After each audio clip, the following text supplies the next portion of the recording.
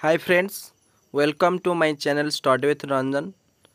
Finally आपण मानकर railway recruitment board तरफ आरपीएफ कांस्टेबल रो एग्जाम केबे हबो ऑफिशियल नोटिस आसी जायछि। आपण मानक मनरे सब बळे प्रश्न रहउथिला कि आरपीएफ कांस्टेबल रो एग्जाम केबे हबो।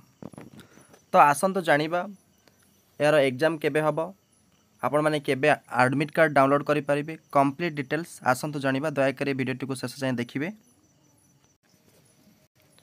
आपण मानकर एग्जाम कंडक्ट होबाक जाउची 2 मार्च 2025 रु आपणकर 20 मार्च 2025 आपणकर एग्जाम कंडक्ट होबाक जाउची। यह सीबीटी मोड रे आपणकर एग्जाम टी हबो।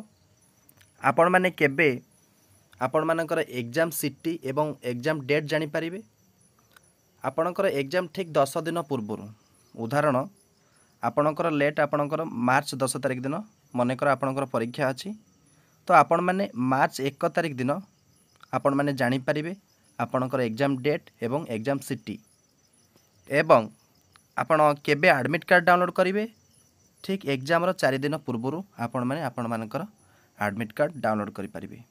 यह थिला अपडेट। आपण को जदी ए वीडियोटी भल लागि थाए दया करी ए वीडियोटी को लाइक करिवे एवं आपण जदी प्रथम थर मो चैनल टी को विजिट करथिबे दया करी प्लीज सब्सक्राइब करिवे एवं आपणक सांग साथी को शेयर करिवे। धन्यवाद।